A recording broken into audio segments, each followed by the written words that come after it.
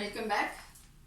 We go to section 37, apportionment of benefit of obligation on severance. Apportionment of benefit of obligation on severance. See, when we say benefit, it is not only positive, but even obligation is taken to be a benefit. Why?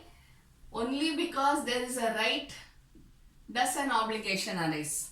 Where there is a right or liability, obligation arises, right? So here in this case, the obligation arises because there is a right. I have the obligation to maintain my property. Why? Because I have a right over the property. Okay? So, obligation is deemed to be a benefit. Now, how to apportion it? How to divide the obligation on severance? Already apportionment, we have read apportionment means division of amount, right? So, here when we are talking about severance, we are talking about the division of property.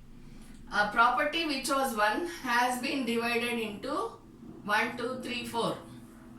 This is severance of property. Now this is severance of property, then what will happen to the apportionment of obligation is the question. Where the obligation can be severed, then it shall be severed. Okay? Where the obligation can be severed, it shall be severed. But where it cannot be severed, then what will happen? Any one person may take up the obligation on behalf of the others.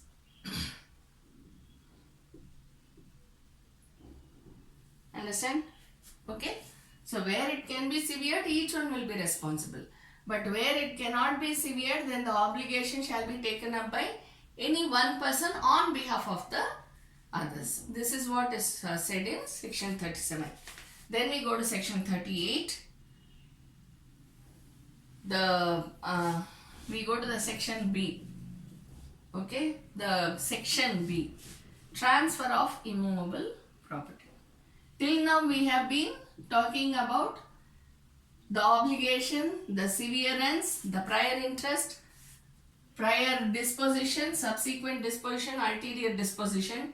We have been speaking how the right transfers from one person to another upon transfer of property. Right?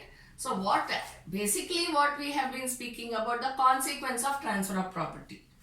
Okay, to whom it can be transferred, when can it be transferred, how it will be transferred, by whom will it be transferred. This is what we have been reading in the previous section. Now in the section B we are talking about transfer of immovable property. In this section 38, transfer by person authorized only under certain circumstances to transfer. Transfer by a person, okay, who is authorized. So who is he? He is an authorized person. Understand? A person has been authorized to conduct a transfer when only upon certain circumstances.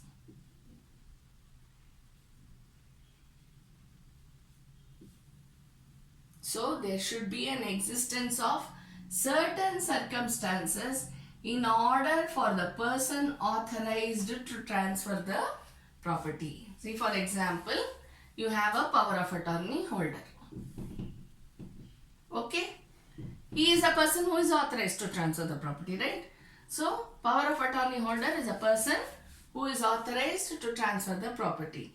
When can he transfer the property? He cannot transfer the property just like that to anybody. Right? So, he will have to transfer the property only in certain circumstances. What are the circumstances? If anyone approaches him for purchase of the property. If anyone approaches him, say the GPA is about giving on rent. Right? So then if anyone approaches him for the house on rent, to take up the house on rent, then he will have the power to transfer. Just like that, he cannot write it as a gift. I am the power of attorney holder for so and so person, therefore I am giving it as gift.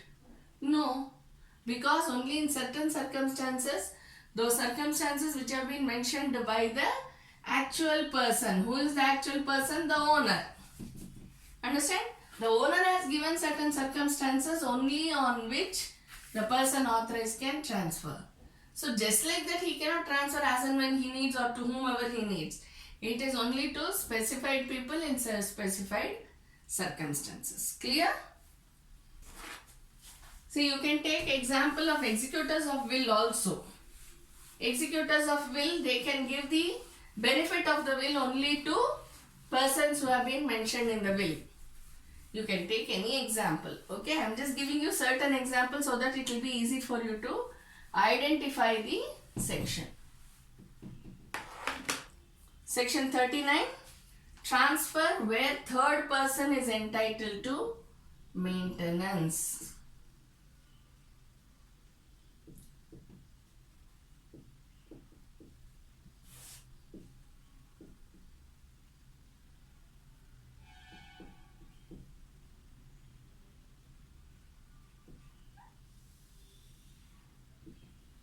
Okay, so where a third person has a right to receive maintenance or a provision for advancement or marriage. So what are the circumstances?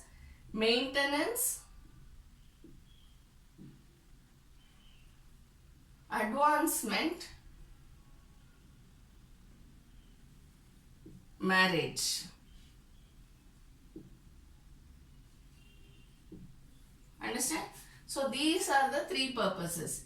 This shows what? This shows a prior interest. Am I right? Prior interest, benefit. So anyone who is entitled to maintenance or expenses for advancement or marriage. Advancement means what? To come up in life, to improve in life. Okay? Anyone who has the right to maintenance or advancement of marriage or advancement or marriage, then the person shall get the right from the transferee. The transferee shall provide for all these. Okay? And such property is transferred. The right may be enforced against the transferee if he has notice. A sells a property to B and says, I am selling this whole property to you, but when you give me the money, you should give it to so and so, so and so, so and so for marriage, for advancement, maintenance. I am just giving you an example. It can be only for marriage also, or only for advancement also, or only for maintenance. It can be anything. But when the person is giving, then he will say this is the liability. So when he gives the money back, he may either directly give it to him or he may give it to him and he may give it to him. But whatever it is, if he has notice of it, then he will be liable towards these three. Understand? Or if the transfer is gratuitous but not against a transferee for consideration and without notice of the right nor against such property in his hands. If he does not have notice, then he need not give the benefit. If the transfer is gratuitous, it is not for consideration, then he need not give the benefit. What's the third one? If it is not against a transferee for consideration. See, for example, a property is given to some person. Say for example, if gift. Okay, it is given by A to B. Now gift is not for consideration. Am I right? It is out of natural love and affection. So when it is given to B, then B shall not be liable to give the benefit to the third person. Understand? So whether if it is the transfer is made without notice, then he need not give. If it is gratuitous, he need not give. And then a person who has not taken it for consideration, even then the benefit may not be given to the other party, third person. Understand?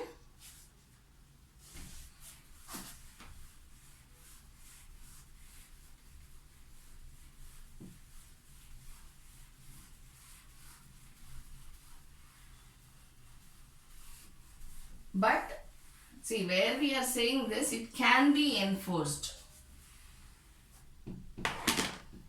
Okay.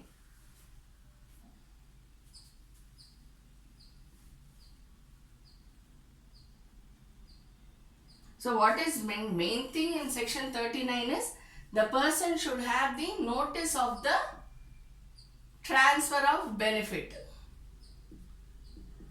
Okay. He has been transferred the property. He should have the notice of the benefit in order to give the benefit.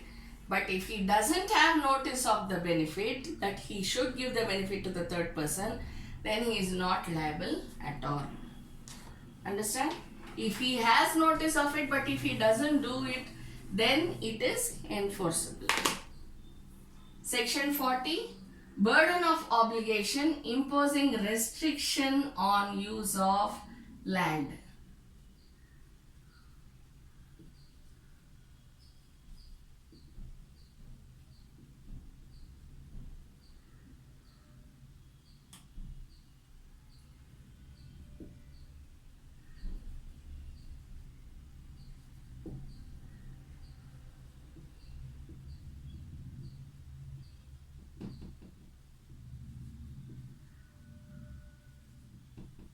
Or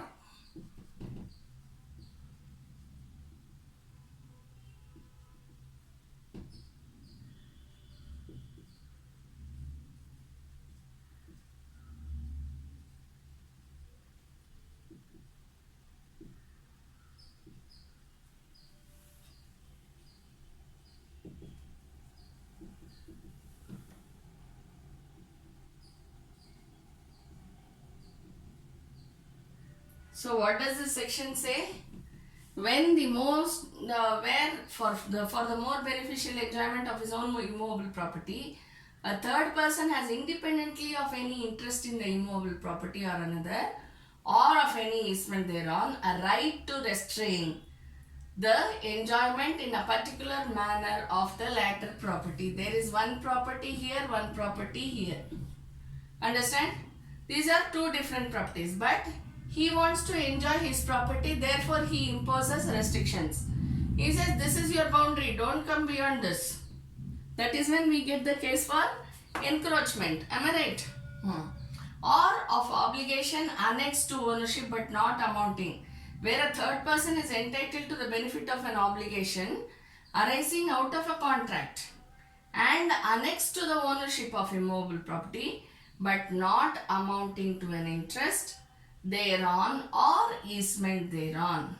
Such right or obligation may be imposed against a transferee with notice thereof, or a gratuitous transferee of the property affected thereby, but not against a transferee for consideration and without notice of the right or obligation, not against such property in his hands. Now whatever we read in section 39 comes on to this, a part of it. Okay. So what are we reading here? There are two properties. He wants to enjoy his property. So he says, come on, this is your boundary. Don't come beyond this boundary because I want to enjoy this. Clear? So this is the first part. What is the second part? When the third party, here what we are talking about is, he is owner. In the second part what we are talking about, he is not the owner, but he has the right.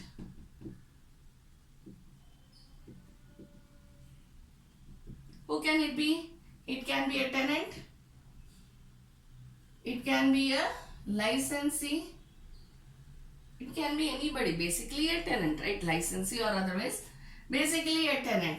So even though he is not the owner, but he has the obligation. He has the obligation.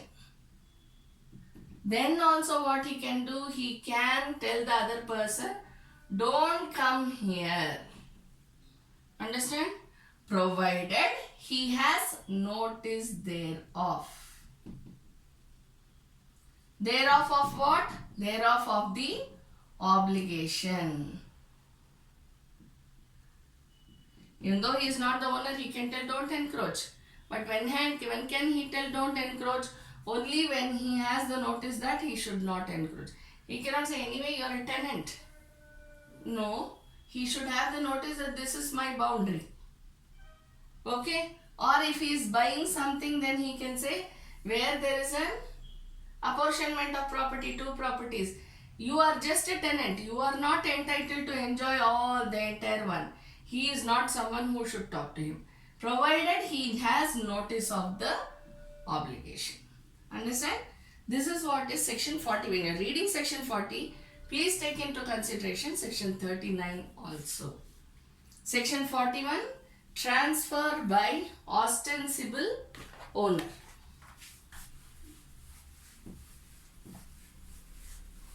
Who is an ostensible owner? Actually, he is not the owner, but he shows as if he is the owner. So, who will it be?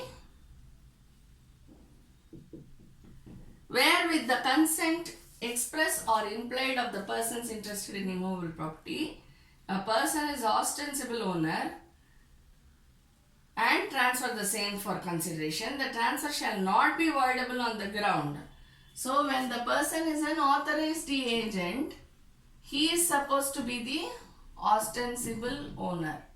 So, if he is transferring the property, it shall not become voidable just because it has been done by an agent. It is as if the owner himself transferred the immovable property to the transferee. Understand? So, here it is deemed to be a valid transfer of property. Understand? It is a very simple thing. Just because it is an agent who is transferring doesn't mean that it is not a valid transfer. That's all you have to remember. We go on to section 42. Transfer by person having authority to revoke former transfer. Section 41. Transfer by a person who has authority to revoke the former transfer.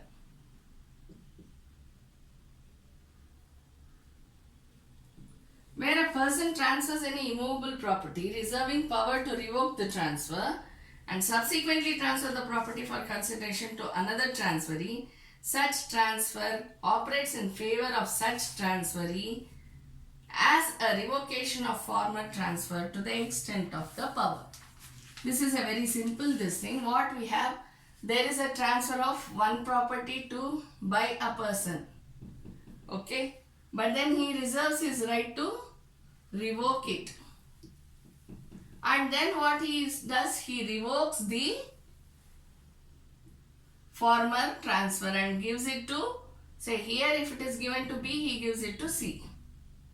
Understand?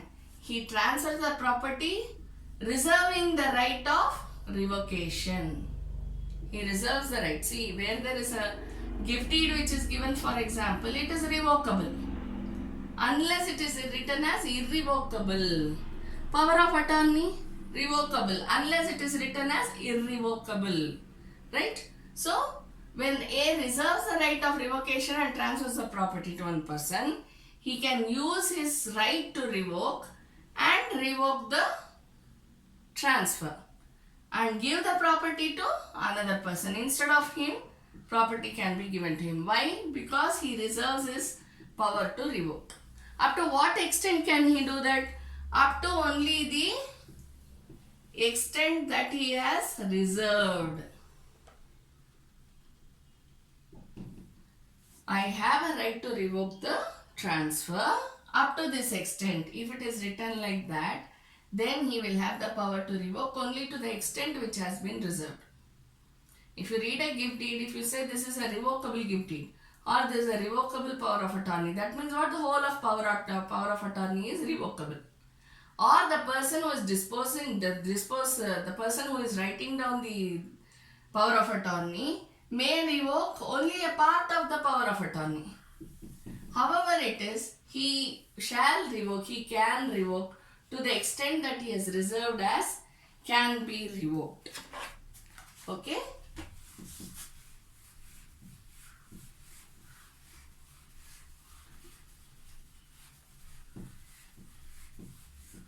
We go to section 42.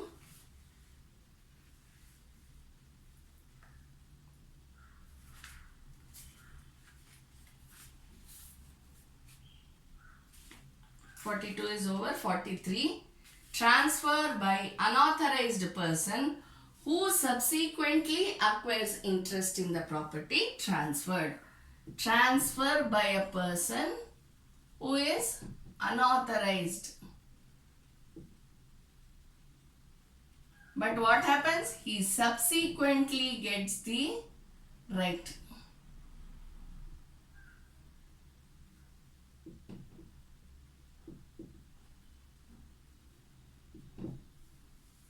Okay.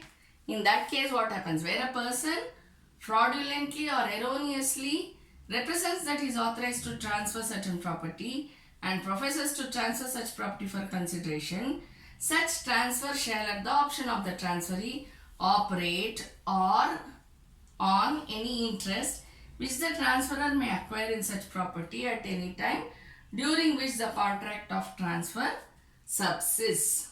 Nothing in this section shall impair the right of transferee in good faith for consideration without notice to the existence of the said option.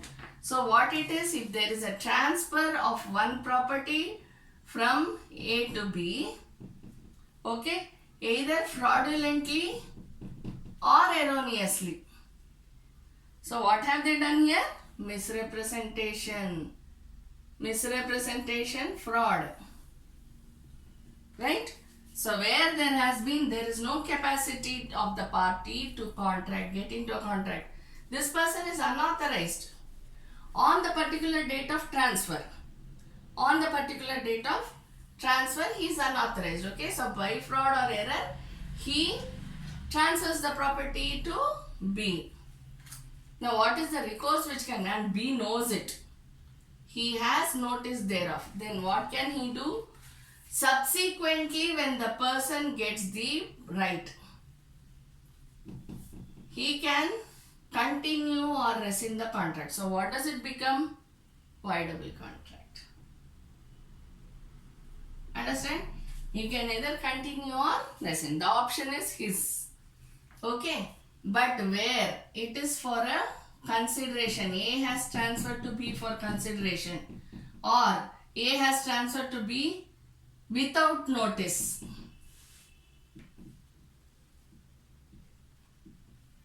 Right?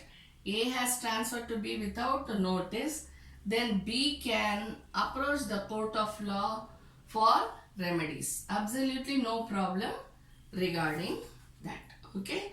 So it shall not impair the right of the transferee in good faith for consideration without notice of the existence of the said option. Okay? So this is what is section 43.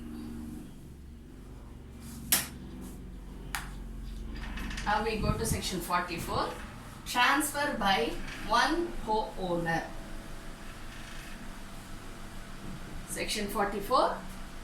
Transfer by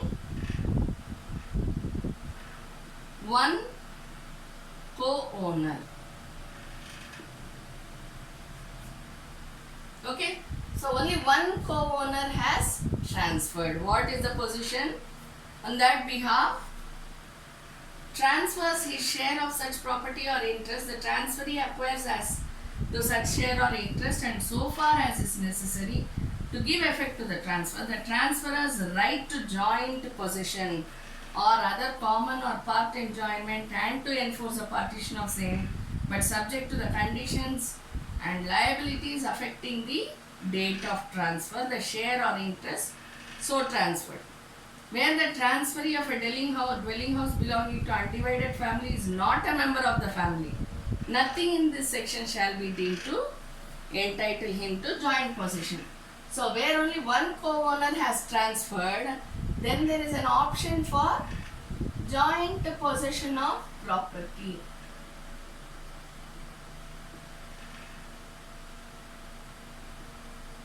Okay, where there is a transfer by one co-owner. See, for example, in joint family properties, what happens? There are so many people, and one of them sells his property to somebody else, maybe one of them. Understand?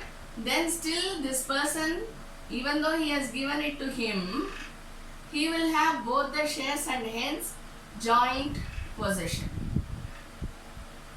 He can choose. Okay? But suppose this person sells it to some stranger, third party. Then this third party shall not have the right to joint possession. Simple. Why? Because they are of a family, he is not of the family. Simple logic. So he shall not be entitled to joint possession.